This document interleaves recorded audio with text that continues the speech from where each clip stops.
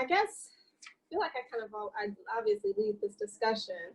I think I thought for some reason that these few chapters that we read were much quicker or much shorter than the other ones. Maybe I was just so into them. But the very first story, Made Adrift, I mean, this really hit home to me. And I kind of want to hear some stories from anyone else who was ever in a wedding, either a maid of honor or a bridesmaid. And I'll tell you why, because I was actually also in my mom's wedding when I was like 13, 14. And I mean, her dress fit and everything fine and everyone loved the cake. There was no big drama like in this story, but there is a level of pressure or tension I remember feeling even at 13 from being in someone else's wedding. Sorry, y'all, someone just called me. I don't know if it's an expectation or what it is, but there is something there that is almost unexplainable. When she goes to the bar to get the Chardonnay and the bartender says something about weddings are like a carcass of, what did he say? I laughed like out loud. He said something about weddings being like a fake celebration for like two people. I was wondering. Self-congratulatory causes. Yeah, congratulatory cause. Like, that was hilarious, right? But at the same time, I kind of agreed with him.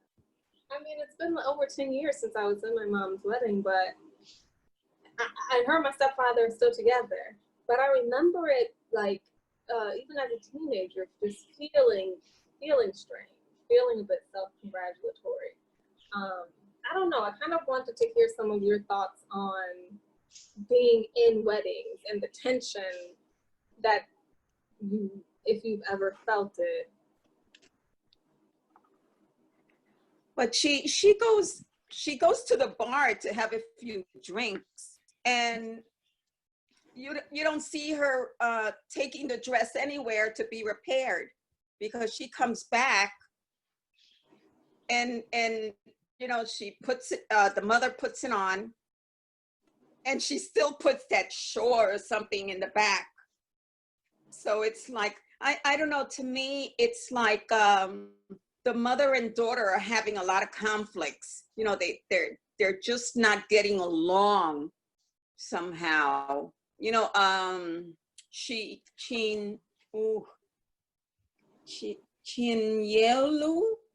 I don't know how to pronounce her name. She Chinyelu. I don't know, something like that. Chinyelu. Yeah, she I don't know, they're always bickering, you know, back and forth and everything. You know, it's like, oh, mother found the perfect husband and everything, and I didn't have the perfect husband because she was always fighting with the Austin. So I don't know, there's kind of jealousy or something. Yeah. Azu. No, the boyfriend that It's Austin. Oh, the boyfriend. Okay. Yeah. Austin. No, Azu is the brother. Sorry. The brother. Yeah, Azu is the brother. Austin is the boyfriend or the soon The to be ex-husband or ex-fiance. Oh, was it? Okay. Yeah. Yeah. I think that her going to the bar wasn't her actually trying to go to fix the dress. I think she just needed a moment to herself to kind of reflect. And I also kind of think it was like a mini test, which failed, but a mini test to her mom to see maybe if her mom or brother would come running after her, which they didn't. I think she needed just the moment to just kind of be still out of the environment and kind of say, okay, what am I going to do? what's happening here? What's going on? So she had her moment, had her Chardonnay, whatever it was, her bottle of water, her free water, and then she said, okay. Then she kind of went and went back. But the thing that Brendan said, I think that message that the bartender said about the self-congratulatory thing, I think that kind of hit her, because she said, she did mention after that, she said, no, I think this is about two people that really love each other. Mhm. And my take of this story is her mother found what she was trying to look for. So, okay. So you think that, and I agree with you, but you know what? So you think But it's more lenient, right? But what is? I'll tell you what it- like if she just needed a moment, uh-huh. why you got the dress in your hand? Oh, Why did see, you take it, leave the dress where it was? As a reminder, I don't know, to look at it. no, I I think don't she know. took Good the question. dress. I think she took the dress. She needed her moment, but Uh-huh. the clock was ticking here. And I think she took the dress to like drive the point home to mom. Like, look, you either wear it, I'm offering you this solution. You either do this or don't. I don't care. I'm leaving. I'm going to get my Chardonnay. And in that sense, by the time she got back, it worked. She got her mother in the dress. She got her mother down the aisle. And at the end, she was like, that was probably the last time we're going to have to deal with each other on that level. Mm-hmm.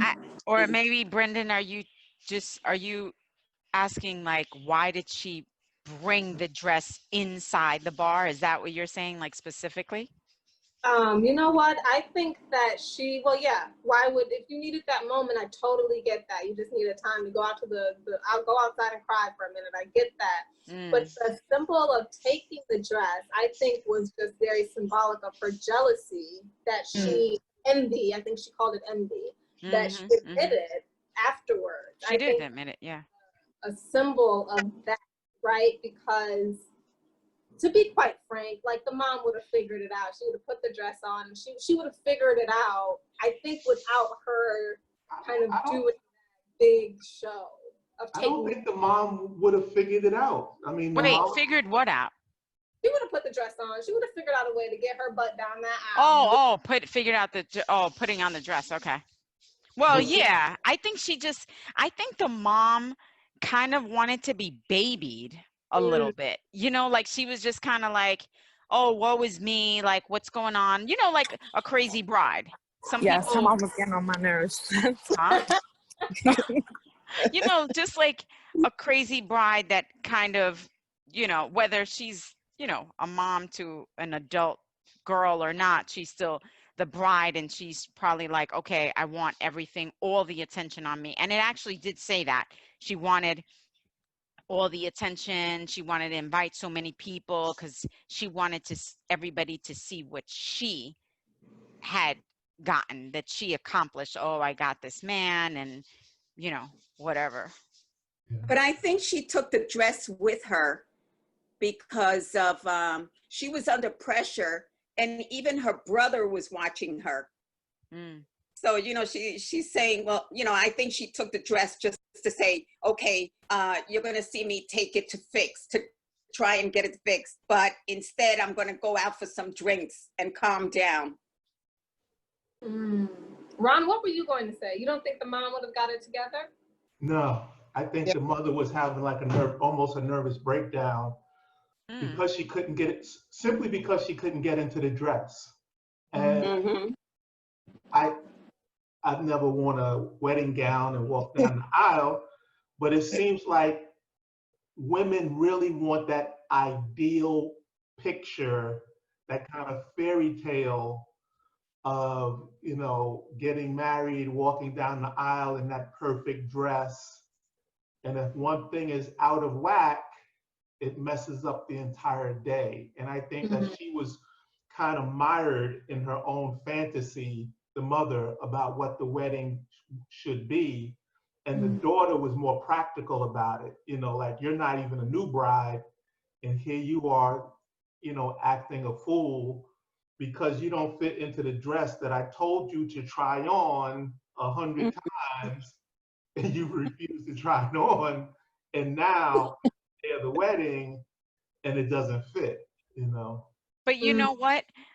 Brides are not meant to be practical. And her daughter was practical because she was out of the situation. So basically, she's being practical, like you just said. Oh, I told you to try it on 2 weeks ago, and you didn't. But supposedly, brides are not supposed to be practical. They're like all over the place, blah blah But blah. you, And then that's happened. but you don't think somebody who has two grown children Yes. and is on their second marriage. Yes, I do think. Yes. I didn't want to say that because, but yes, I do think that. Yes. Okay. And I think the daughter was thinking that too. And that's why I think she gets like, if I stay here, I'm going to strangle her, but I need to get her down the aisle in this dress. And so it's a big dramatic moment.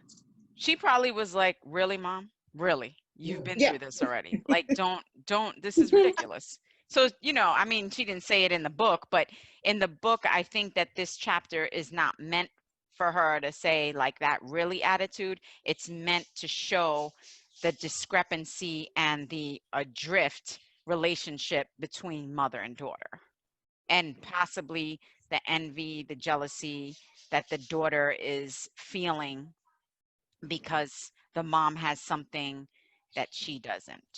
But Marta said something. I'm sorry, Barbara. Marta yeah, just really interesting in the chat about Mercy feeling indebted to the mom when she punched the dad, and then the next day the dad left, but Mercy was like defending her mom from getting beat up. So I think there was a bit of indebted to the mom. yeah. Mercy did. Mercy felt. Really? I think Mercy felt. Well, what Marta? Let me go to the chat. I don't want to speak. I mean, her mom blamed Mercy for the father leaving, but I don't know if Mercy felt indebted to the mom. Well, I Mercy mean, that's beat a up good the dad. point, I guess. Mercy beat up the dad after he Yeah. was trying to beat up the mom, and then the Right. dad the next day. So maybe she's like, "Oh my God, I'm the reason she doesn't have a man. I need to make this up. I have to buy this dress, right? I have to buy this dress and put it on my credit card. And not only that, but I have to kind of slay this bridezilla in a sense, and I have to be there because I'm the reason that she even needs to get married again in the first place." Do you see what I'm saying, Marta? I think that's a really good point. I didn't think about that. I kind of thought it was more of a, to be quite frank, I thought the opposite. I thought Mercy wanted to see the mom fail. That's interesting. I don't know if I saw it that way, Yeah, I but didn't that's see it interesting. that way. I just thought she wanted her mother to be just practical about the situation. Yeah, that's what I thought And, too. if you don't fit into something, you don't fit into it. Like wishing and hoping is not going to, make you lose 10 pounds or whatever she needs to lose to get into that dress. Especially the day of.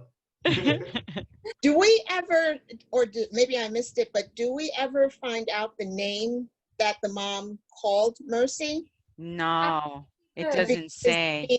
That whole thing, like that she goes through and she says she's called a thief and some other names. And I think Mercy, rather than being indebted, was looking for some sort of apology after whatever name that was that she called her. And the mom is like, she said, she called me up out of the blue. I'm getting married. I want you to be my matron of honor, blah, blah, blah. And I think that throughout the whole thing, that there's this undercurrent of Mercy, like, okay, but can I get an apology here? I don't think she was going to get an apology. Yes, Barbara, that's what I thought too. I'm sorry, I couldn't hop on before and my audio is acting up. But yes, she was never going to get her mother is very self-righteous. She was not going to get an apology from her. She was very strong-minded. Yes. Yeah. Very. So, I mean, and even the way she still talked to her like a child, like, fix it, just do it. Like, Absolutely. you know, Mhm. and the reverence that she had for her son, like her son was going to fix it when he probably doesn't know anything about dresses to begin with. But it's that, like that, I don't know if it's like the patriarchal or that, like that love for the men in the family, and you just give them all the power. And she's doing that even with her son, Yeah. you know, which is ridiculous, and kind of disregarding her daughter. But yes, like she was never going to get an apology from her. She barely got a thank you. I don't even think she Right. thanked her. I don't think she did get a thank you. Yeah. Mm. Um, I thought it was funny because she kind of got back to um her brother. I don't know if she, you know, the author kind of does this all the time. She speaks without speaking. Is she speaking out loud or is she not? So she says this, and I'm not exactly sure if she said it out loud, but she kind of got back to her brother when she said, your uselessness is still too Wow. loud. Yeah. I love that. That was like a great quote without even telling you how useless you are. It was just, but I don't know if she actually vocalized it. That's the So she thing. said that to him. Because said- the first, she did. I mean, I know she said it on page 159, but then did she say it in the beginning when Yeah, she said, I can't hear her? You say your uselessness is too loud. I don't think she said it out loud on page 154 in the middle. Oh yeah, she said that because if you see it says Azu raises his eyebrows and you're not certain if he's surprised at what you have just said or because your mother has not yet cursed you out for speaking to him that way. Oh, okay. Yeah. Yeah, okay. I missed that one. Okay, good. So she said it twice. She said it at the next page too, I'm assuming. And she said it again. Closer to the end.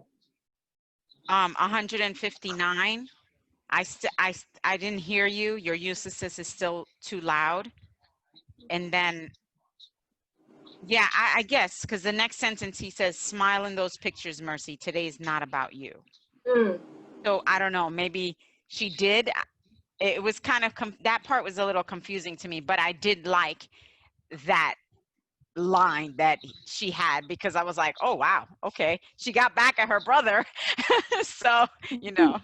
Yeah. You know, speaking of lines, one of the lines that I highlighted was when she on 155 when she had just left. She had just left the house to take the gown to the bar, and she says, well, she, I guess, thinks you are mad, both meanings of the word. I thought that was ingenious I wrote facts because it's like, yeah, she's obviously mad in the sense that she's angry, but for you to take your mama dress and go to the bar to have a glass of Chardonnay that you can't even pay for because you forgot your wallet or whatever, like you are mad too. You're like crazy. What's wrong with you? Go back home. So I think that I think, you know, I have to say though, this is another story where the dad is missing. Yes. Yeah. Another story where the dad is missing. Yep, I highlighted that too, where it says, I have the ebook, so I can't give you pages. But when they talk about the father being estranged from the family as well, just like that other story where the parents never even reached back out to the daughter after the father disappeared. Mm-hmm.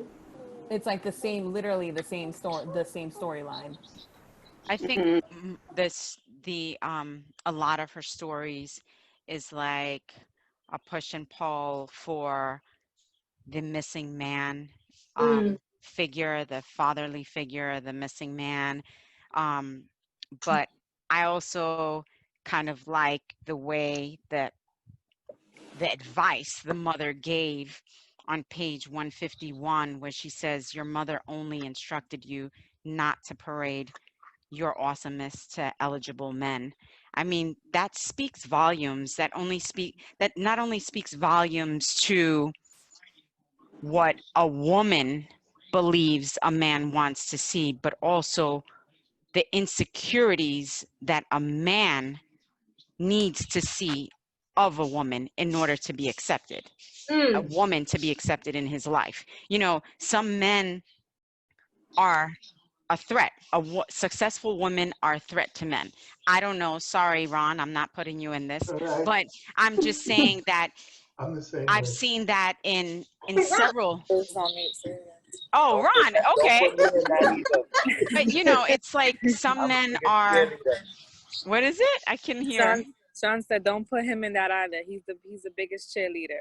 Oh, okay, good. But you know, I think that because that's some men feel threatened by successful women or women that are better or have more going for them or have more money or whatever, and that's just a little bit of what the mom, and it wasn't even like an advice, it was more like as she said, she instructed her. So it was like, okay, this is what it is, so don't go parading how great and how successful you are in life, because that's, men don't want to hear that. And I don't understand, because why? That's your success, that's your greatness. Why can you live your success and your accomplishments? Even better, the next line she says that she wasn't even fully successful according to her mother because yes, she hadn't gotten a man or a husband yet. correct. Like, that's just ridiculous. Or, I mean, A really, big family. It's, yeah, it's with a you're not, husband and children. yeah, correct. So yeah, that to me was a little bit um I don't know, more kind of insulting per se, like she's the chief technology officer of a top tier investment firm. I mean, that says something about her, let alone an investment firm which is primarily dominated by men. So Right. if Right. you're Black in woman an there. investment firm and you're a Black woman in an investment firm, I mean, that alone speaks volumes. Investment firms are just not that type, you know? They're dominated by men and they're white males. So, I mean, you know, that accomplishment speaks for itself. No, I don't think Shanilu was speaking in third person. Well, For, she's, and throughout the whole thing, she kept speaking of herself, not like I. She wasn't saying I, but she was like, You. not really speaking in our. what is Oh, that? I What? thought Shanilu was the sister and Mercy was the narrator. Mercy, No. you will serve as my maid of honor. Okay, so Mercy's the daughter that went to the bar. Yeah. So then who's Chinyel? That's the sister. That's Ah. the sister who kind of is a bit aloof. And then the brother is a zoo who she kind of keeps calling useless. Right. Yes. Yeah. Yes. You know, one of the biggest themes in this story to me was not only the missing man. I love that Barbara said that, but it's also kind of like that pull and the tug of the two women, the mother and the daughter. Whereas the mother is like marriage and a man, having a man in your life is everything. Whereas the daughter is like, lady, I bought my own house, I run every day, and I'm like happy, you know, with my job. I don't know what you're talking about. But I think it's still something about like that kind of, one of the big themes for me was that whole like mother knows best kind of thing, where it's like, even though she had the job and even though she bought a house and even though she runs every day, I think she was still kind of wanted to fulfill that need of being married, just kind of to show her mother that she could do it. Or maybe just as a way to be envious of her mom. I don't know. Did any other things stick out to anyone else in these pages? I'm sorry. Yes, there's a few things that it's not really, but I just noted them. but I really am concerned with the persons here. I thought Chinyelu was the mom. Oh, is Chinelo the mom? Chinyelu is the Yellow mom. is the mom. Azu is the son, It's the and it's brother, yeah. with So who the son and the brother, she's isn't speaking. Mercy is the daughter. so Right. there's So when 3 people in this story? No, correct. Yeah. 4. Who's the Oh, fourth person? I thought It's If you want to call it the fourth person is Austin or Aston. Aston. I mean, I The don't know. I put husband. him down. Yeah, I kind of put him down as a person too. Right. So when Mercy is speaking, Oh, she's yeah. Okay. is that third person? Is she speaking in third person, or I don't know what Right, person that is? right, Yeah. right. I'm not That's sure if that's third person or second person, the way she was talking. That Right. I was a bit confused with that too. so But Chinyelo is the mom, correct. Chinelo's. Mercy's the daughter, and Azu is the son. I Correct. think that's it. I thought Chinelo was like a sister, and I thought the mom was just going by mom. No, Chinyelo is the mom. Yeah. Okay. And Okay. Ned is the soon-to-be new husband. Which we Right, and never hear speak. right, You know, and Austin is the Ex-fiance. ex-fiance or Yeah. Mm. Right. So I thought it was interesting that she was talking about herself in that person. We only knew her name because she was saying that her mother said to her, Mercy, you will serve as my maid of honor. Otherwise, she's speaking of herself as if she's a different person. Marta, do you think that could be a part of her kind of like, going mad, where she's like talking to herself about the situation, like kind of Yeah. replaying it in her head? Like, you did this, you did this, you did this. Like, maybe that's how she's I mean, it could be. I mean, I thought I it was think just it's a her, style. or removing herself, like, oh, you know how when you're like talking in your head? Yeah. I thought that might have been it. But I thought it was interesting because all the other stories, I don't think we see that. I don't think we do either. I really enjoyed this story. One thing I just wanted to add about this story was the connections and the comparisons to all the other stories. And I'd be interested in finding out when we speak to Kem is how, I'm sure she did this on purpose, but like her connections to all the stories. And the one thing I was going to say is on page 149, it's a connection that I made. I could be completely off track with this, but all the women in this book getting married for certain reasons. Mm. So Yeah. this is what I see. Chinelu marrying Ned for prosperity. Chioma marrying Ken for sense. Olive marrying Wallace for convenience. That's the word I'm using. I'm sorry. And Infoma's mom marrying for God's faith. So I kind of connected all of those. I made a little note on that because I saw that as a connection of what are all the different reasons why women get married. And not one of those reasons was love, Ron. And you know why I'm saying that, right, Ron? Because of your comment in the first meeting. I was like, I don't know. I'm still not convinced. I don't know if the last 3 or 4 stories that we have is going to tell us, oh yeah, I'm in love with this man, but no one ever said that. Everyone Yeah. specifically said prosperity, they didn't say convenience. I'm sorry. I was the one that used that word, but that's the word I'm going to go with for a lack of a better word. And sense, how Chioma said about, when the reason why she was marrying. So, yeah, I thought that was kind of interesting, and it would be nice to hear anyone else's thoughts or also the author's thoughts about Yeah. that specific observation. Barbara, I gotta say, and I want to hear some other thoughts too, but just really quickly, I gotta say, I think that's a brilliant observation. And I also think that it is linked to this idea of like women getting married.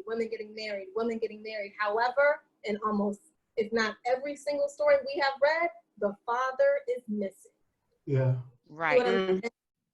For whatever reason, the father's always missing. And I would love if she's able and willing. I mean, I know these type of things are very personal to people's lives, but to see if Kem is actually speaking her own reality, because what we write is really our own reality. If anybody here is a writer of whatever, it doesn't have to be a professional writer, but a writer of anything, quotes, words, anything, you would know that you do, as writers, we speak our own truth in silence.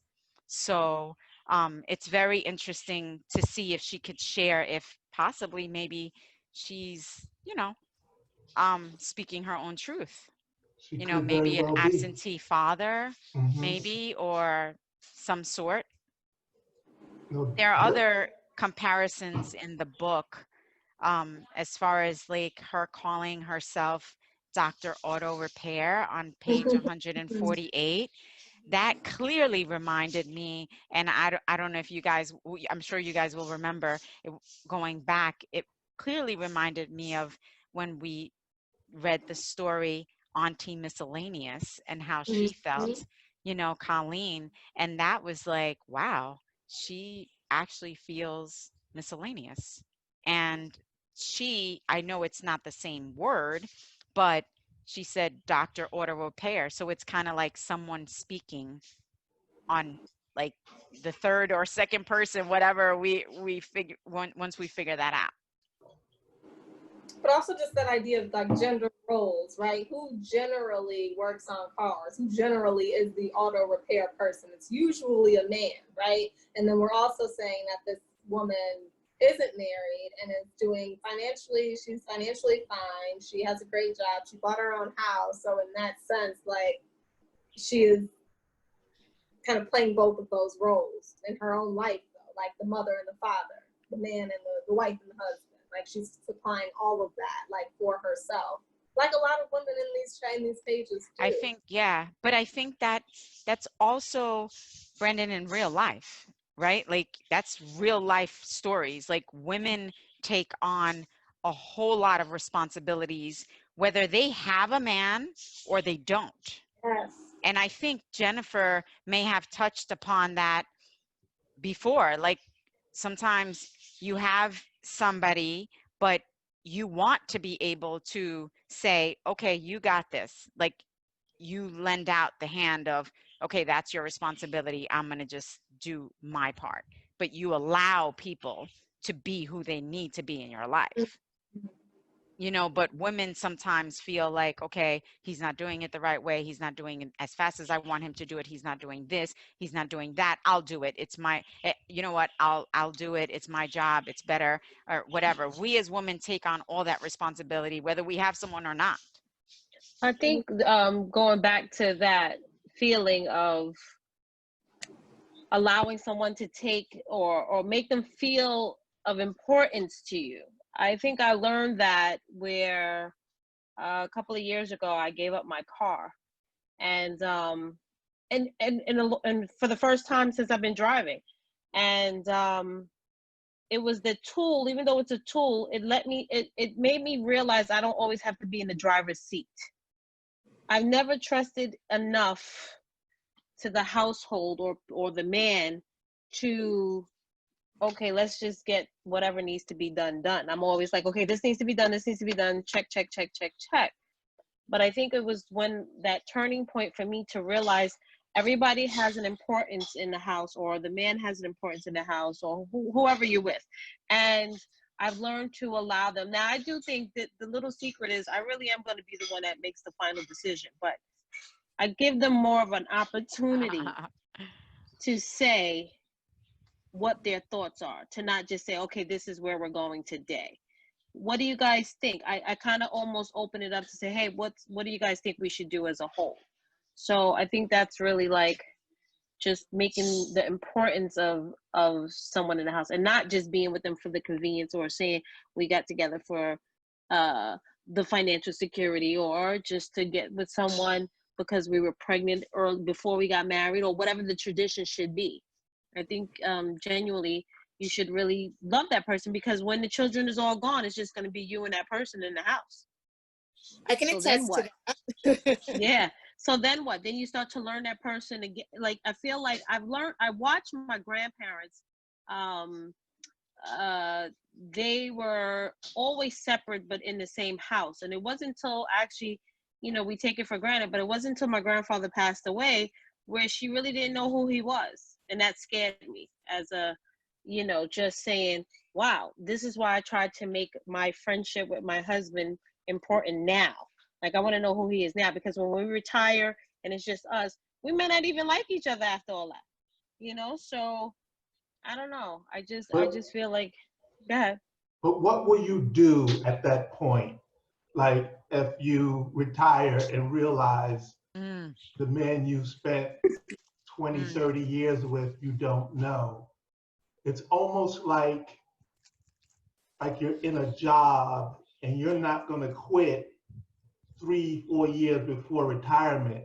mm, mm. Like you have to kind of make decisions early on that what you're doing or the relationship that you're in will take you down a loving path so that, when you're working and you're separate, you're in love, but also when you're retired and you're seeing each other every single day, you'll still be in love. Right. So I think, like, in that, look, this is why this pandemic, everybody's getting to learn their spouse or partner, right? Because you're home every day, right? Right. And so, I mean, Right. for me, I love it. I just find that there are, I definitely think, like, if you get to a place, because I'm always surprised when I hear somebody who's been together for so long that they get a divorce or it's just not working any further. Hold on a second, I lost you guys. I'm like, and they're not, they're like, oh, let's just call it quits. And I'm always like, really? Like, you've been together this long to now realize it wasn't working? And I mean, I hope I never get to that place where I don't like my husband. I really do. But I hope that we can find the strength to keep going. Like you said, it sometimes it is a job. You have to still It's work at tough. it to make Yeah. it work. Yeah. Do I think the characters in the book, if they got married for the wrong reasons, that I would be surprised if we come up with another book of how it didn't work. Everybody got divorced or because they were all getting married for the wrong reasons. And then they didn't have a father figure to even know what a husband should look like. Yeah. That part. But sometimes, what if the father figure or the husband is like, what if it changes? Like Ron said, what if it changes? What if And it does. actor, and it's like all the husbands or fathers in this story are talking about how their life was not their life, but the the situation was a mistake, or they needed to live their life. They wanted to pursue their dreams. What if they have that animosity and it's 20, 30 years down the line?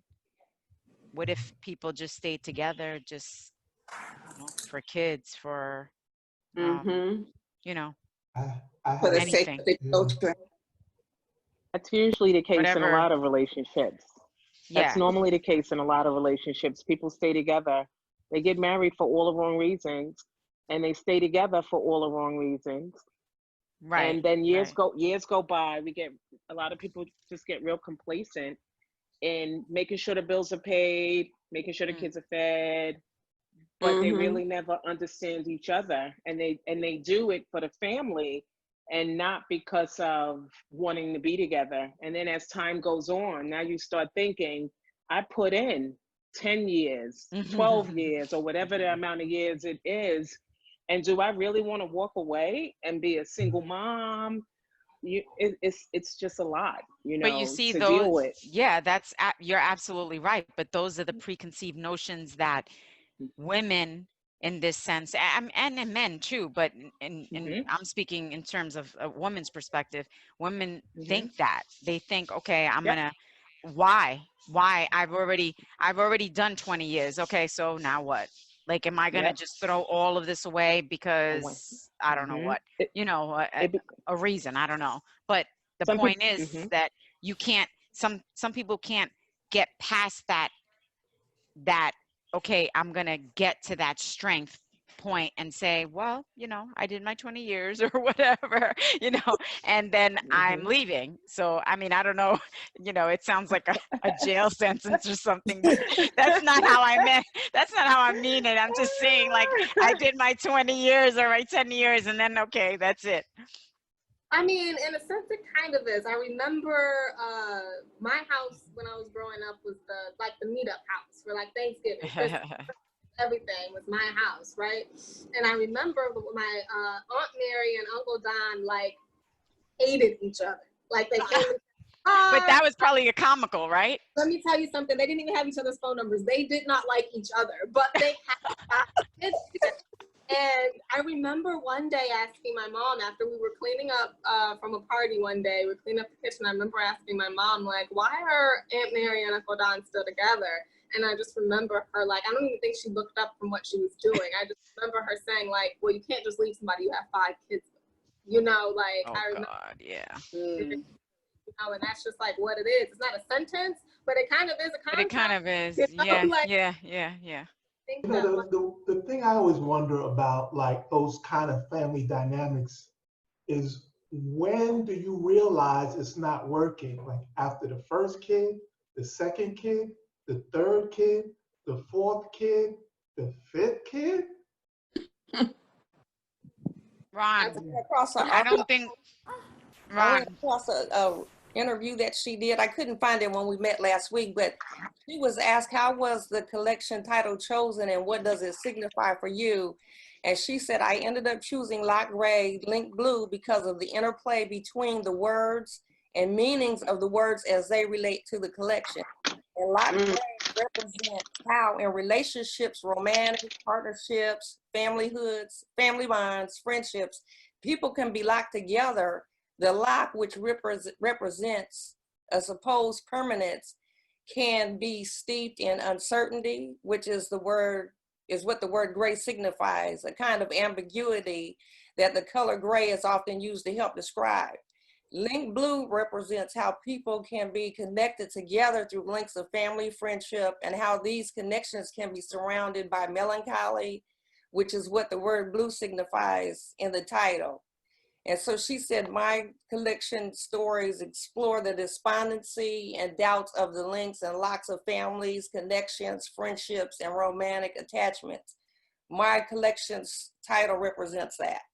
So basically what you all been saying. Yeah, because they're all sad and melancholy in some way. Exactly. There's no happy endings in any of this so far in any of the stories that we've read. And just like you all said, why do people stay together? But according to what she's saying, they're locked together. So, you know, and they're not going anywhere, you know, so, which is sad.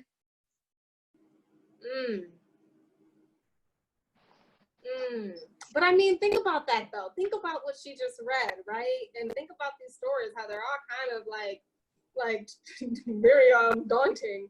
But like but when people say like family is forever, everything I do is for my family.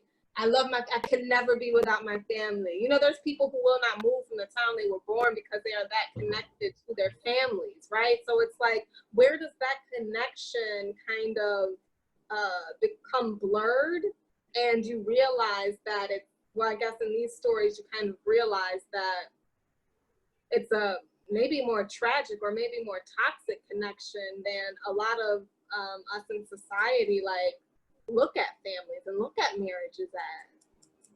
Yeah, my daughter has a friend. My daughter's 36. She has a friend here, and his grandparents live out in the country somewhere here in North Carolina, and they live in houses right next door to one another. And I think the grandmother died, and they're like 80 and 90 years old, but they lived in houses next door to each other. I could not. And the kids would come, you know, to both houses. The grown kids who are probably older than me come to both houses, you know. But I was like, what? Out in the country, you know, but they're still together.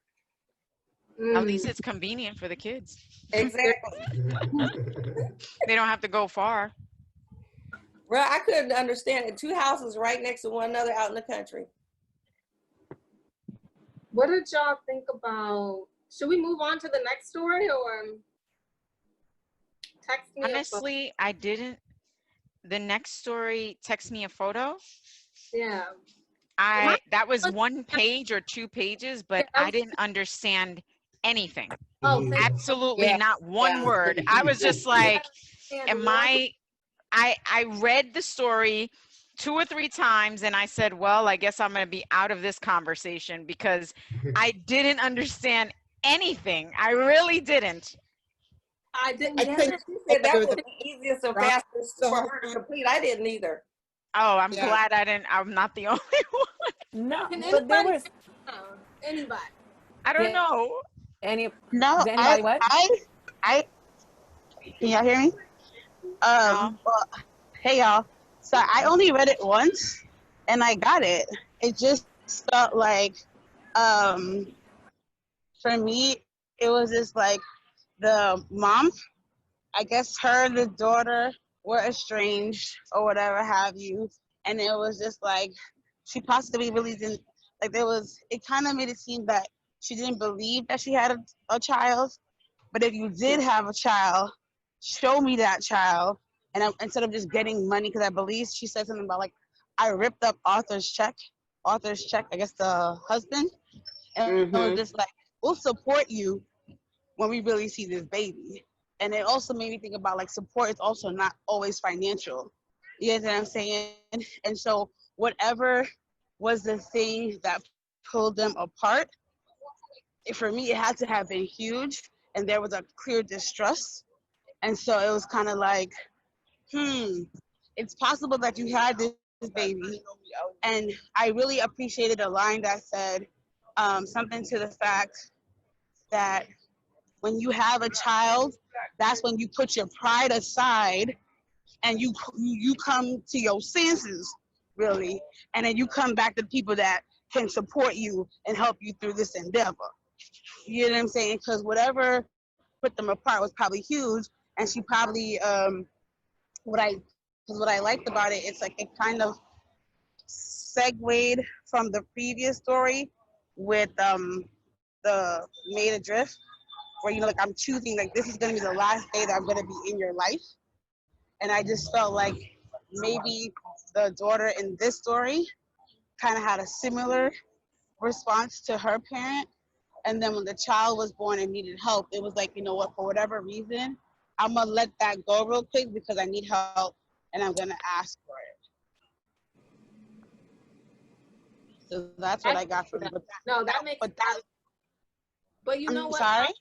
That makes a lot of sense. One thing I didn't understand though, this is why it was really difficult for me to grasp. And Jess just had a baby, so maybe she can chime in on this.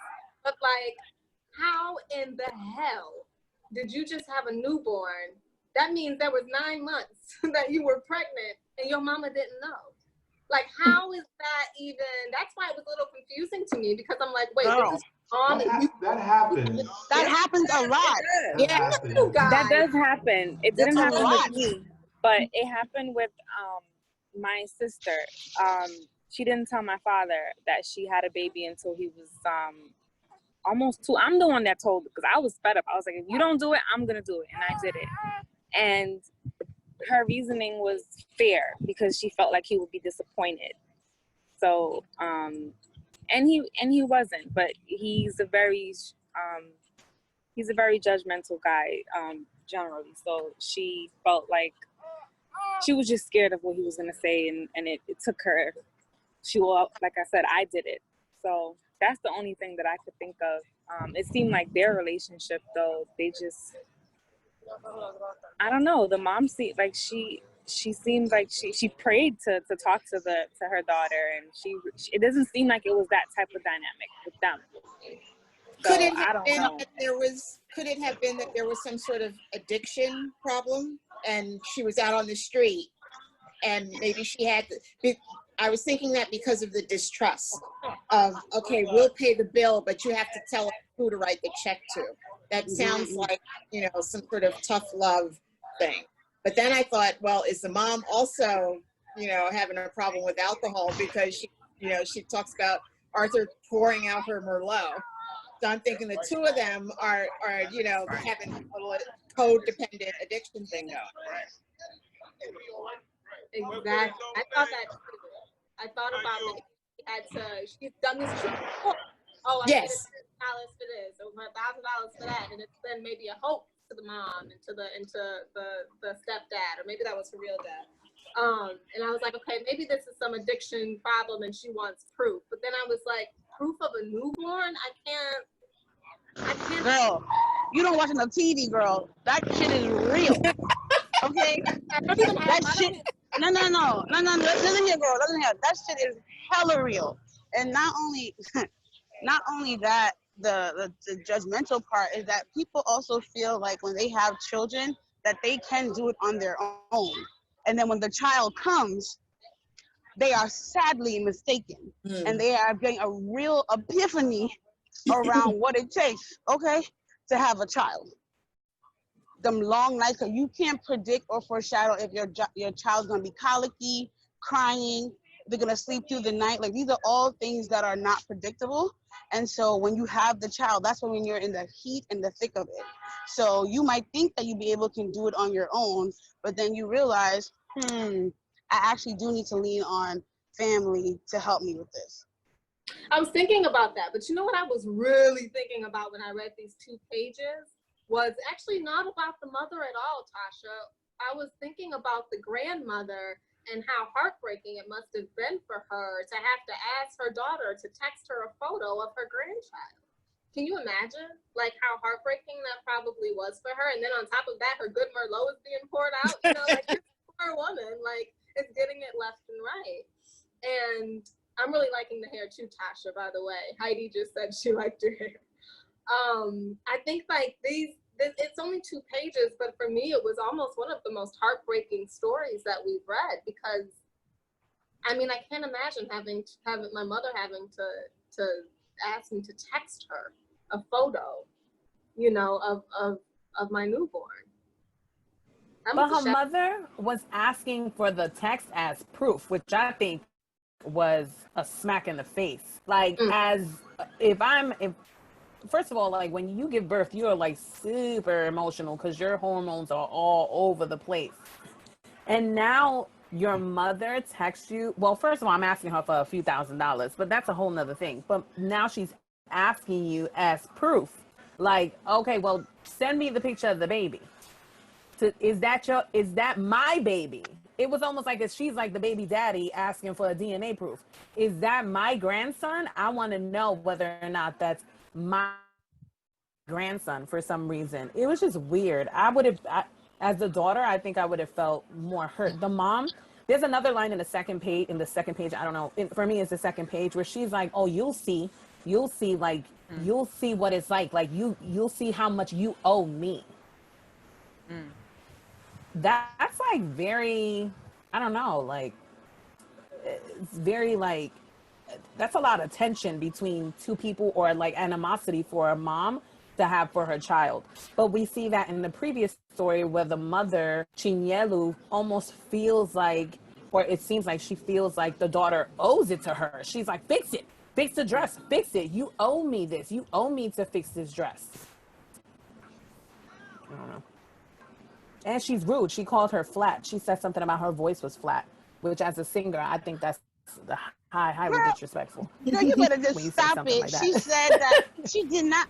She said her voice was beautiful. It was beautiful, Martha. You just be looking for stuff, girl. Nah, yo, she said a bit flat, but beautiful. That's a backhanded comment. Wrong with that. I'm siding with the mother on this one, because I would have checked you too for proof if you didn't tell me you were pregnant the whole 9 months, and then you like about to end asking for money. Like, come on. Facts. Like that hurts as a grandmother. Like, throughout that whole process, like, I don't know nothing. I don't know. I feel for the mother, the grandmother, in this story. That's why I would have asked for proof too. I actually have a friend that her mother texted her. She texted her a few months ago saying that to order her some pizza, and then she was like, "I'm pregnant," and all this stuff, and because of their relationship, like, she's like, "I don't believe her that she's pregnant. So she told her mom, text me a picture of the sonogram photo, and then I'll send you the pizza. Like, and she was just like, I don't believe her. Like, she just want me to send her pizza. Like, and it just reminded me of that. Like, she could possibly be lying. You never know. I don't know. But I thought more of the grandmother, like how heartbreaking it must have been for her to hear from her daughter like this. And yeah, she wants to know. She wants to be She's certain. hurt. I think at She's some point very though, hurt. sometimes when you have, I think depending on the relationship between the mother and the daughter, at some point you kind of disconnect. Like, who knows what's been going on to even that it even got that far, you know? I mean, you always have love for your child, and there's always that space for them, but there's also those moments where when you keep giving your mother like hell, at some point you want to stop, no matter who it is. And I just feel like there's that moment of her mother, or the relationship between the mother and the daughter was just there's just been an ongoing effort that the mother is just like, all right, look, I'm just going to disconnect. And then here now the daughter's like, I know I can always still count on mom though. You see, there's always that support, the crutch, the trampoline, you know, mom is still going to be there for me, you know? And then I think that was like a little curveball, like, really? Yeah, I felt the part that her mom was saying, like, oh, you'll see, you know, what it's like. I took that as like, yeah, she's right, because I'm seeing what it is, what my mom was talking about, and I'm learning like things that my mom used to tell me years ago, and I just disregarded. I'm like, damn, she was right. I'm seeing all those things. So Our mother always told us that, right? Wait till you have a child of your own, right? And like, you'll see. And I never thought about it until recently, and I'm like, damn, she's absolutely right. And this girl just had a baby, and her mom is telling her the same thing. You'll see. So it's probably that tough love. I don't know what made their relationship the way it was, but it doesn't seem like her mom is like ill-intended. Like she may be like, yeah, I love you, but I can't stand you. That happens. Sometimes you love somebody and you don't like them, but you still love them, and you will, like you said, she's still gonna send her the money. She knows she can still count on her mother. So that's just a sad situation, but it's common. I also want to piggyback off of what Jennifer and Jess are saying. Is this like, where does the mom get to have some type of self-preservation? You know what I'm saying? Like, why does being a mom always have to mean at the expense of your child? You know what I'm saying? Like, because the thing about it too is that your mom is also human. And so she may be trying to protect herself from further heartache. So a simple ask can be just like, yo, okay, I wanna relish in this moment with you, but you didn't consider me in this process. So I have to create some boundaries so that I don't get ultimately hurt in this conversation. So it's just like, that's something that I think about all the time. It's just like, as children, you know what I'm saying? And the way society perpetuates it is like, your mom is going to be that sacrificial lamb for the rest of your life. And it's just like, but why? Because my mom is also someone else's daughter. You get what I'm saying? So it's just like, where does she then get to protect herself for the things that I may be doing to her that I may not even be intentionally knowing is harming her? You get what I'm saying? I like So I what you just think, said, Dasha. Like, your mom is human. I like that. Like, moms are human beings. And that's true. And that's a true statement. But always Yeah. remember, a mom will always be a mom. Mm-hmm. You know, I remember my mom telling me when I was a little girl, you'll be a mother for the rest of your life. It doesn't matter how old your children are.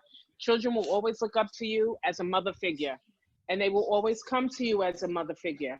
And when you become an adult, things change a little bit with the dynamic with a mother and a child, because now your kids are grown. But you're still a mother. It's just that level that children hold you to as a mom, no matter what the circumstance is, right? No matter whether they're right All or the wrong. expectations that we put on there. I remember a time with my mom. I think like every day, I would just say something to her, just thinking she just would have it done or whatever it would be. It could just be get the mail or whatever. And at one point, my mom said to me, I think you put too much expectations on me.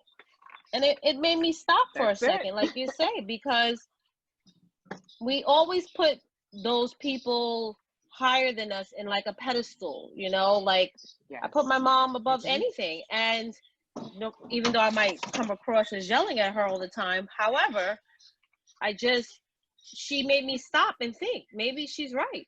Maybe I'm just putting these expectations on her and she really can't fulfill what I need her to do. So I think that sometimes it just makes you stop and think, like, maybe maybe we don't always need to come to mom. Yes, mom will always be there. But it's those expectations that we always put on our mothers that we always think they're always going to say yes. I mean, especially me, because I'm an only child. So I don't even like, no, what do you mean no? Like, and it's always a fight all the time. Like, no, but it makes me realize too, she has feelings too. She is human. You're right, Tasha. They are human. Maybe we always think of them as superheroes all the time to save us. That's what it is, yeah. Maybe I want to be saved, not even knowing I need to be saved. But it's her own reflection too. But I like when my mom said that to me, because I always just think she's going to get it done, or something. It could be little things like, you know, remind me to do this because I know she won't forget. And then if she forgets, I'm like, what happened? You were supposed to remind me to go to the doctor or whatever. I'm only human, Jennifer. You know, so it's like those expectations where you're not supposed to forget.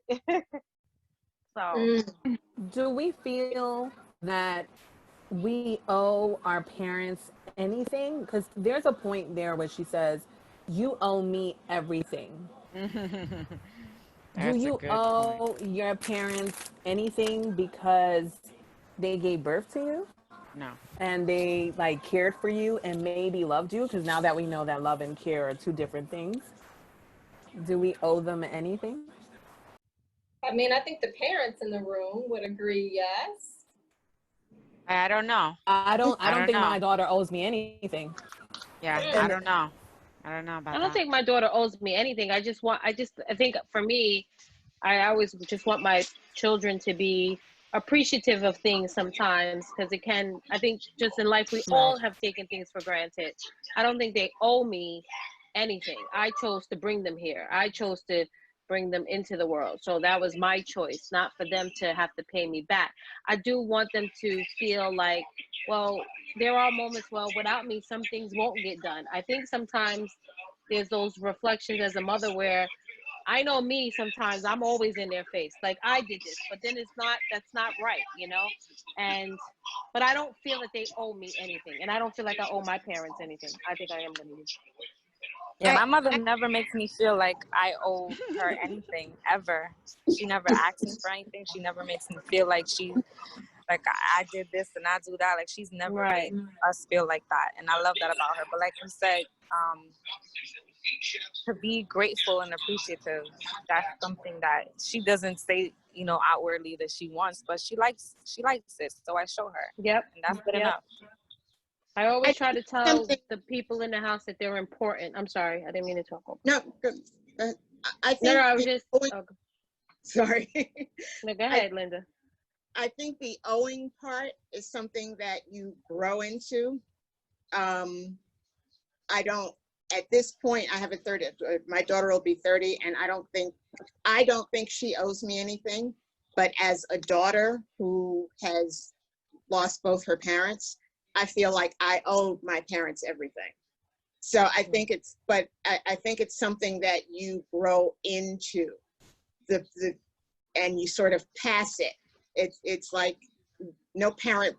I don't want my daughter to feel like she owes me anything, but in feeling the way I feel about where I am today because of my parents, I feel that I owe not indebtedness, but that I owe them in a spiritual sense, that I owe them, because I wouldn't be who I am without them. Yeah, I definitely feel that too. I think also we need to also shift what we think about what that means. Yes. Right? Because when I think about, oh, obviously as you get older, you obviously become more aware of certain things.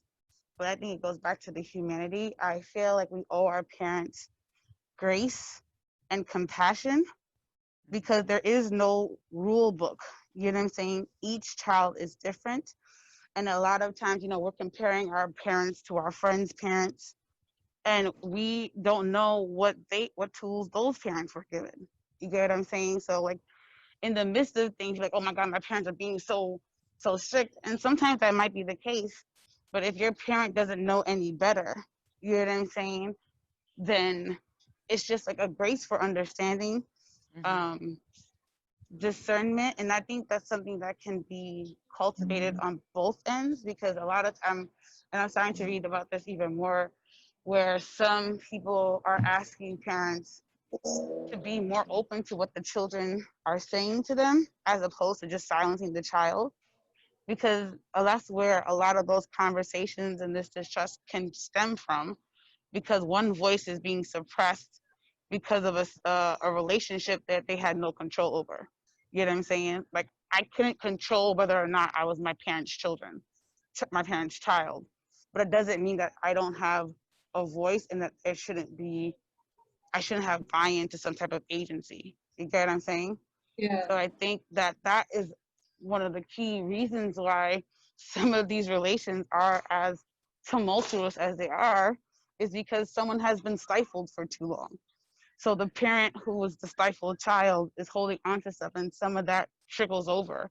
And some parents do have the ability to alter the generational curse, and sometimes others do not. So I just feel like what we owe our parents is some type of grace and understanding that everything that may not have felt good at that moment was probably the best that they could have done for themselves at that time. I can understand that. It kind of leads us into the next story, where Eldrin is this the first story with a male lead character that we read? Yes. So far, Yes. okay. Yes. So it's very interesting to me. I have to say it again. It's very interesting to me how the dad is again absent, and not only absent, but absent and thriving.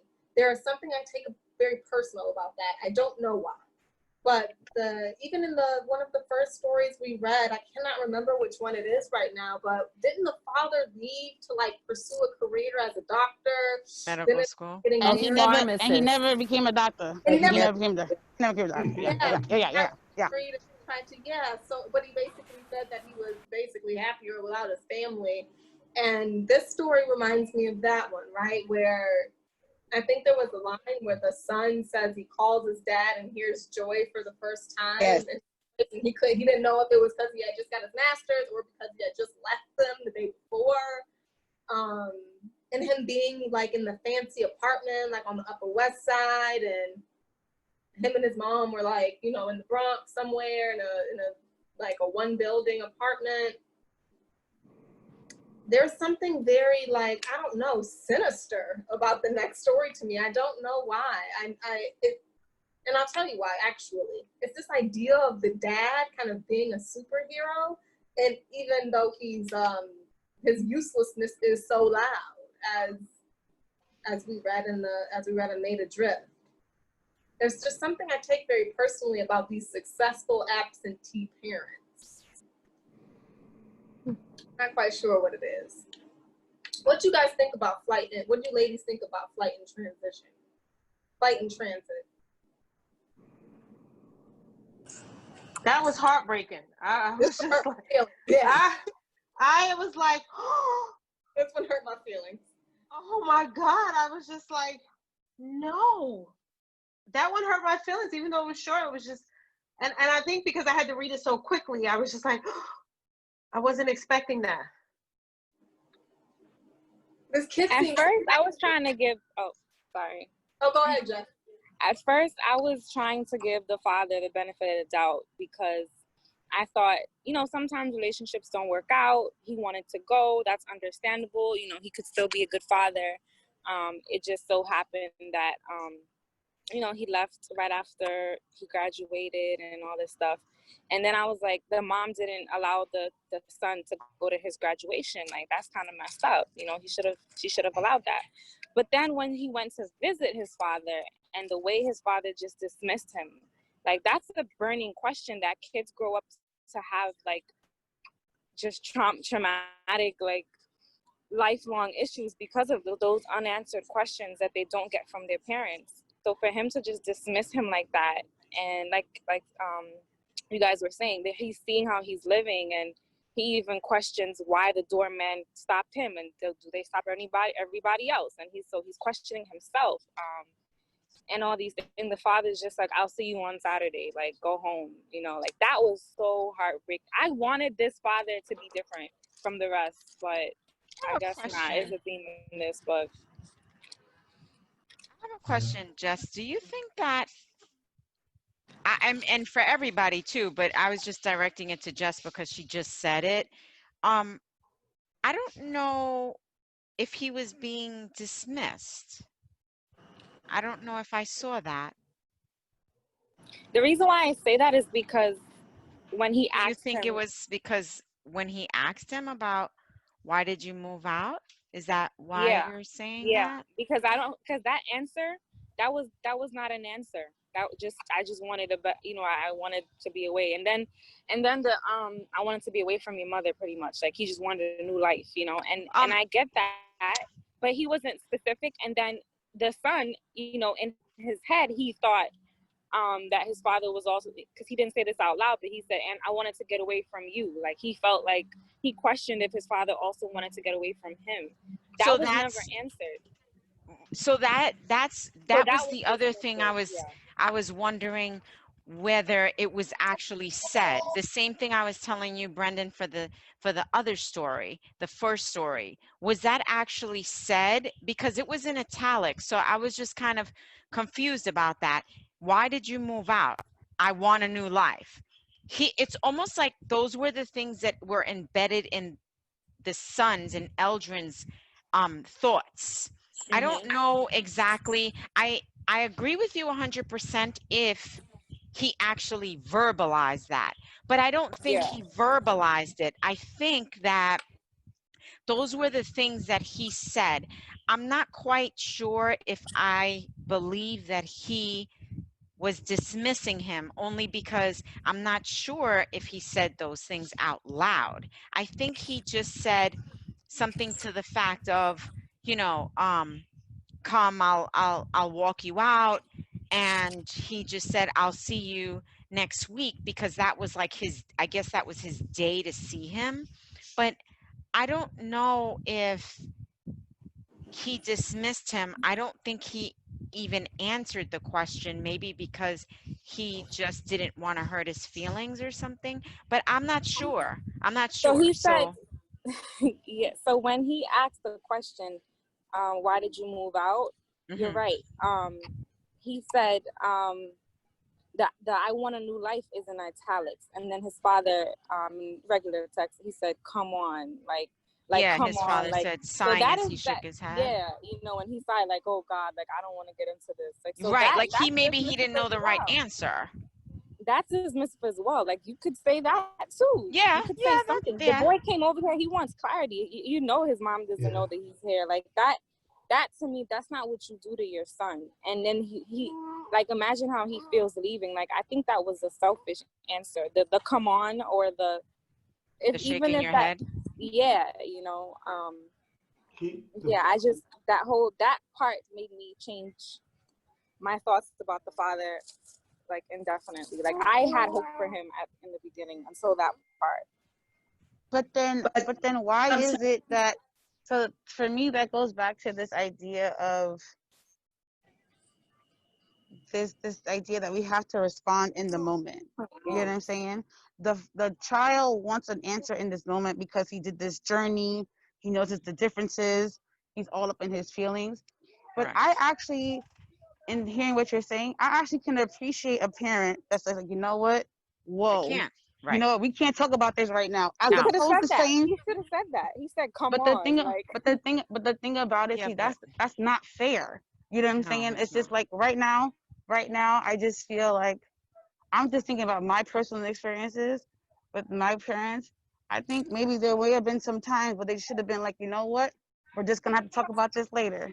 Yeah, I totally understand that, and I You know know? that there's a time and a place for that. But I would never dismiss. I would never tell my daughter, like, she's asking me a serious question that I know that she, is probably heard about, or something So that's really serious. So even if I'm not ready to talk about it in the moment, like you said, I'll let her know that I don't want to talk about it right now. Look, another day. I'm not gonna just so be like, come on, I'll see you so on Saturday. Jess, I'm gonna push back a little bit. Yeah. One thing that people say all the time, never say never. Mhm. That's Right. number one. Never say never, because the True. one thing that parents do feel like is at the point that they don't have to explain things to their children. You know what I'm saying? You're gonna get to a point where you're gonna be like, you know what? At this moment, I'm gonna tell you what's going on in my mind, but know that I'm gonna talk about it later. You know what I'm saying? I think that we also have to really have to just sit with what that is, instead of being real quick to be like, oh, I'm never gonna do that. I'm never gonna, how many times have we heard our parents say, I always say I'm never gonna do that to my kids, and then 2 seconds later they did that to the kids. Right. Didn't Right. you just say you was never gonna do that to me? You lied. Also, though, to kind of support Jess a little bit, I think, like, for me at least, he was dismissive way before he said, come on. He opened the door and said, what are you doing here? If that's not the most dismissive thing to say to someone, No, that's not what he That said. part I No, understood I don't because think I No, was. he no, no, said. no. That part He I said, how did you get my address? Address. oh, He said, how'd you get my The mother address? He probably said, banned how him. did you get my address? Right. How did Right. you get my address? He did not say what you doing here. He's like, how did you Yes. get my address? right. When he Which is expressed what he, worse. no, it's Which is not. worse. It That's is worse because worse. it's like, which is worse. This is his son. Yeah. Right. But how Mm-mm. did his son know what No, his? that's not. I don't How, think that's worse. Why If he I you're, said don't know. that? if I I don't Uh, know kind what of please worse agree tell with is. me Tasha. why. I need to that's hear not why worse. Tasha But doesn't think this first, is worse. Let me tell you why it's not worse. Yeah. You made a decision to create a boundary, right?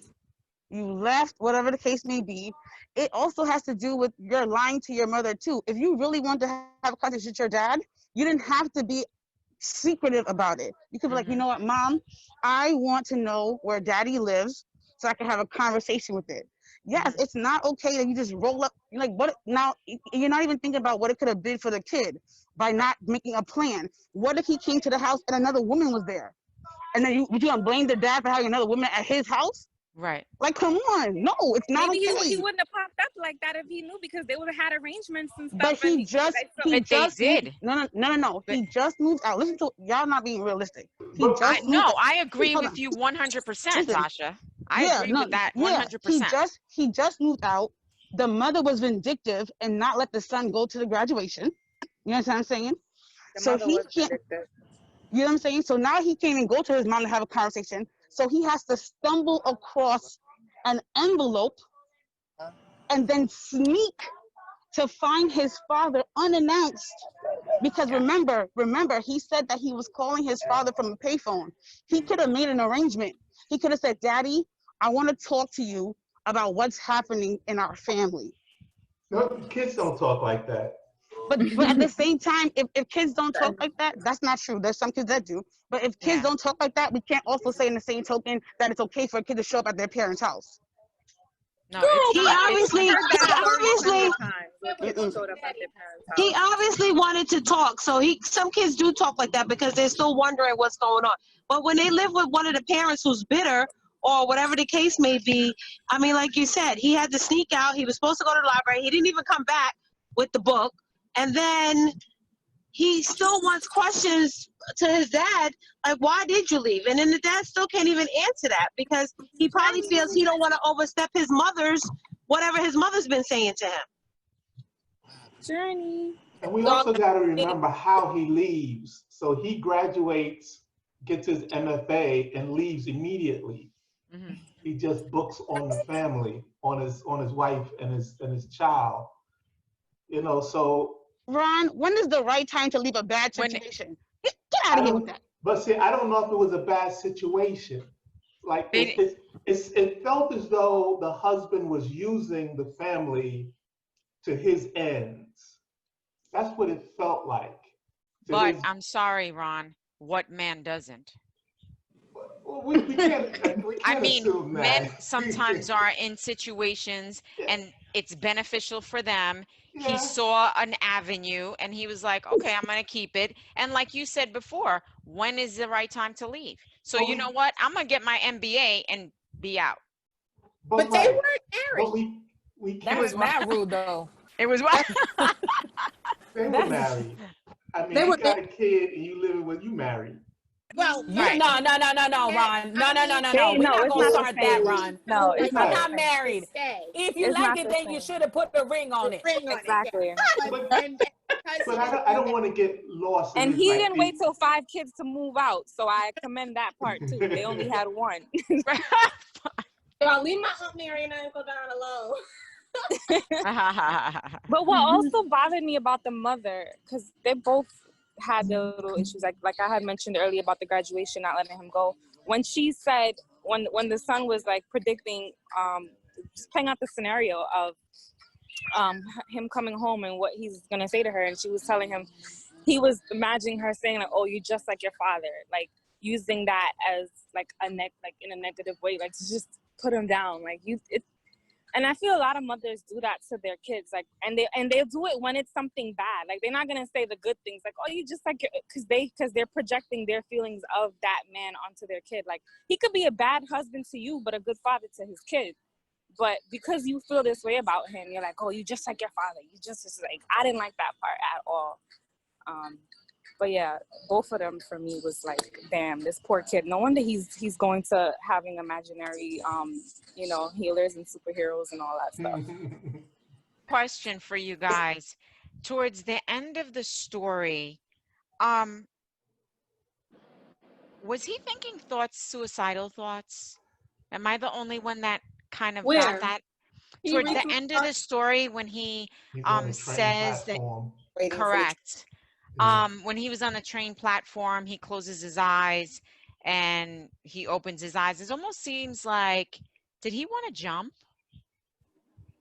Or was that just kind of like saying, oh, back to the whole superhero aspect of it? I'm not sure. I was just seeing what you guys thought. An interesting question, because they referenced the train before when he was getting on it first and exiting and saying that everyone looked somber, everyone looked the same, everyone looked stale. And then he said, okay, you're talking about that last line, the train shuttled out of the station and Eldred stood, seeing himself flying, waiting for another train to arrive. Yes. I guess I didn't really think about that until you just said it about it being suicidal, but now I do. I was just thinking about it more as Like him a just superhero, or even the flying aspect. Just kind of waited. I'm not ready to go home. I got some shit on my mind. I'm just gonna wait till the next train. I've done that too. So I was thinking maybe it was like that. I think that because I don't know, it was some of the stories go deep. So I wonder if there's some kind of subliminal, I don't know, thought process behind the author saying that maybe he closed his eye. I mean, that's what I thought. When he closed his eyes, I thought, okay, this kid is going to commit suicide. I mean, if you're 13 years old, you've decided to make this decision to meet your dad, or not really, because apparently they have like a scheduled visitations or something like that.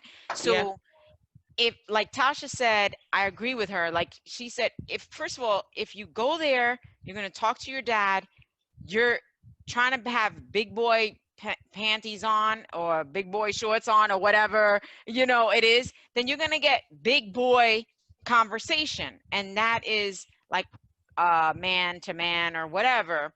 But I'm not sure. I just kind of think about, at the end, he shows a bit of immaturity with the whole train thing. And I was like, God, is this kid going to kill himself just for this? But I mean, I know he's only 13 years old, so who knows, the level. I remember being 13 years old and everything ending, the world, sky falling. Like, I remember that. So yeah. Very emotional. But I don't know. The paragraph before it ends in, I think he felt empowered. The paragraph. because of that character. Okay. And yeah, because he said she gave him the power that she had. He was describing her power, remember, in like the beginning? Becoming a flame, burning, but not disintegrating, his own hardship, empowered. Mm-hmm. But you're right also, because there are a few, right? I mean, we get that line right after the moms like would mutter, just like your father. But maybe that is empowering, because there were just a few pages before, he did say his dad had like, you know, superpowers or something like that. Like he referred to his dad as a superhero. So maybe that was empowering for him to say that. And he's living in this lavish lifestyle now, right? He's not in the Bronx anymore. And now he has a master's degree. And so maybe that was empowering for him to hear potentially his mom say like, oh, you're just like your father. He's like, yeah, okay, great. I'm gonna be a superhero too. So maybe it kind of was like that. That's one we should ask her about for sure. Mm-hmm. Y'all did you guys notice that he's the only father that's walked out of the family and is supporting them? Yeah. By sending the check. So far he's supporting. It was kind of ambiguous as to whether those checks would be coming regularly. Right. Mm-hmm. So he knows, at least he hopes, that his lifestyle is around, his income is going to increase. So he would support his family. I'm assuming would support his wife, girlfriend, and son accordingly, but it's not clear. Yeah, but it says, he said he earned enough all his day. Hold on. He's working full time. He earned enough at this day job in Manhattan to help take care of 3 of them, but the extra degree would bring him more money. Bring him more money. Yeah. I guess to support that big apartment. There you go, Riverside Drive. She called it a cheap severance package. Yeah. So you're right, Ron. You don't know how regularly those checks may have come. I don't know. They do say he gives $1,000, but I think it was only just the one. Right. 1, oh, just the one. Yep. Mm. Well, the truth hurts. That's kind of what I take out of this story and many other stories. But you went to see what was going on with your father. You saw how he was living, and you got the answer. The truth hurts. No, I agree with you, but I think I would take it a step further than that and say, not only does the truth hurt, but that day will come in everyone's life where you realize that your father or your mother is not a superhero. You see what I'm saying? They're not. They're human, and they may disappoint you. Like, realistically. Yeah. I think that's kind of the thing with all these stories. The thing, as you're saying that, Brendan, I'm thinking about the last story about Edwina. Yo, that ending, I was not ready for that ending. Or did y'all talk about that one already? Oh God, no, we didn't talk about that yet. Let me tell you something. That was crazy. That's a crazy Let me tell you story. something. Wow. That story right there.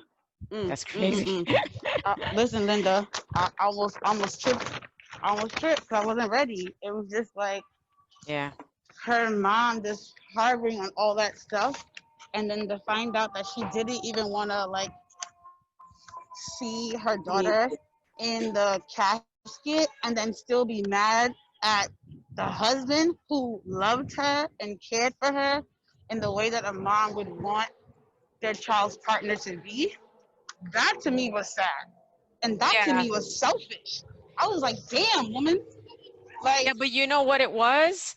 It was that only child relationship, that single parent only child relationship that you have with your daughter, and then someone takes him away. No, it's not fair. Like you said, it is selfish. But at the same token, it's like, wow, she just didn't want to let her daughter go. And her daughter did find somebody, but she was scared to be alone. It was almost like the first story when Olive was talking about her son, right? He left with the grandkids. She didn't have nobody. She's like talking to photos and stuff like that. She's by herself. But that's the thing. Like, you can't keep saying that when someone, when our children partner with other people, that they're taking them away from you. Like, that's crazy. It's crazy. Sorry, excuse me.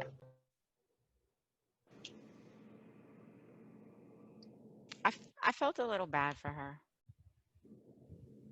I felt a lot bad for her because I think there was also the guilt where she could have gone that Christmas and she lied about being sick. Yes. And they said, okay, next Christmas, and it never happened. Like this is coming full circle. Like her mom is human, she's human. I'm sure she's feeling all these guilts now that she doesn't have her daughter, but she was scared of losing her daughter mother relationship, and now that she's gone, now she feels even worse. Maybe she made a mistake. Maybe she made a mistake on feeling that way, feeling like mad at the husband for taking away her daughter. Maybe she's just kind of. She does it. Remember, she slaps him. She what? She Yeah. slaps him even though he waited for her. He slaps him even after he sent the car for her to make sure that she was okay. I said, like, I don't understand that dynamic when you love your child that much, but then you choose not to see your child. You know what I You think get what that I'm was? saying? That was just anger. That was just anger because she don't no longer have her child. But I mean, I agree. I guess I'm just trying to make an excuse for her. I agree with you. It's just I just felt bad for the mom. She don't have anybody now. She regrets all of the things that she did. Yeah, I mean, I guess she would have done the same thing if the husband was a bad guy. She would have slapped him even worse. I don't know. Well, grief too. I mean, anger and grief. Yes, anger she and was a grief. Yeah. grieving mother, and those are very thin lines. Yeah.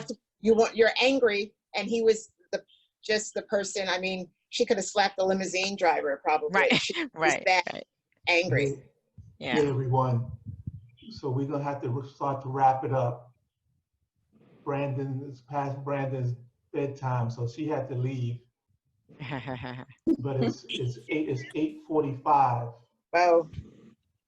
So I just want to remind everyone that next week the author will be here. If you can make it, definitely come through. Have your questions ready. And yeah, it should be good. Again, it's usually 7 to 8:30. We're running a little late tonight, but I know that last week it was the same way. So there's Journey. Y'all see Journey? Moving her arms and everything. She was trying to answer some of the questions, but she don't have the words, the right words yet. Next she'll week, be there. Next week, Give her a couple words. weeks. Give her a couple weeks.